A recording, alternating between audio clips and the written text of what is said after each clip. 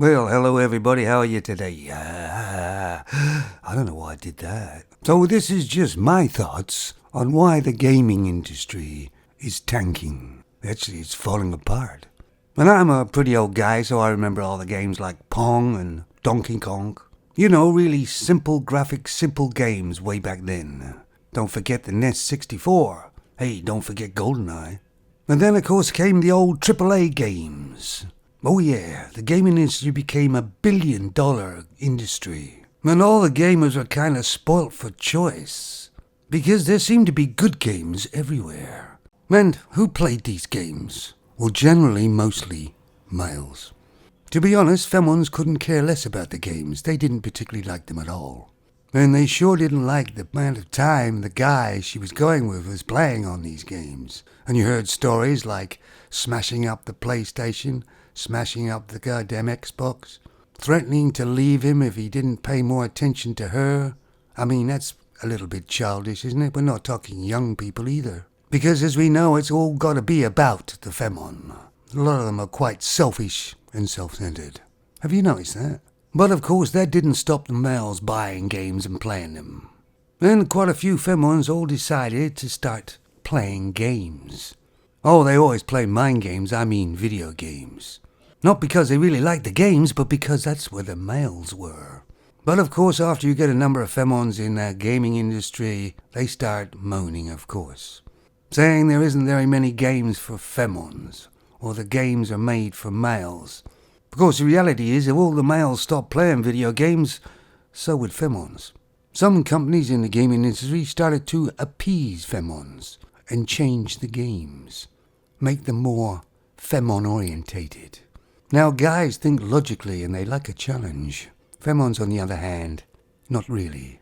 So the games become a little bit dumbed down, kind of lead you through the game from one place to the next. You see, it used to be years ago when a male played a video game, it wasn't online. He was all on his own, solitary mainly, or played with some friends, in his room or... And if that was still the case, there would be hardly any femons in the gaming industry. The only reason why femons got into it is because the games went online. And now the femon can get loads of attention when playing a game, from generally males. These gym tots go to the gym. Why? Because that's where the males are.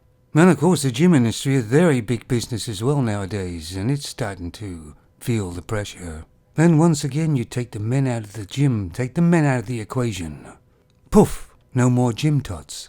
And then what happened? They started hiring femons in the gaming industry companies.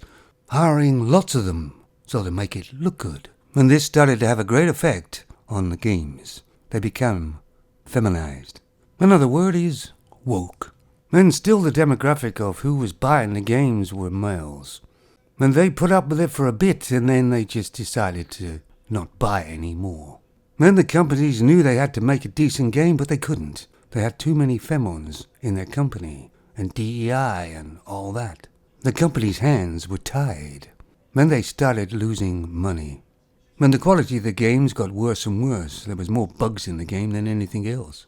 And most of the big companies now are going tits up. And the other ones aren't doing very well either.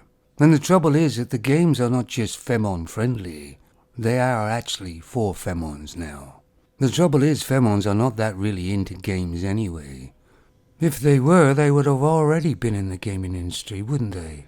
The gaming industry is making games to cater to femons, and the biggest buyers of the games are males. And they're tired of all their games being turned into woke.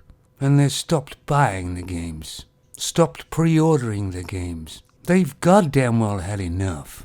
When I was a younger man, I used to play video games like all young men do. And I had girlfriends, of course. They weren't interested in video games. Of course, there was a few, of course, but I'm talking generally. And if males all stopped playing video games and went on to something else, the femons wouldn't be interested in video games again. Considering the size of the video game industry, it hasn't taken very long for femons to completely destroy it.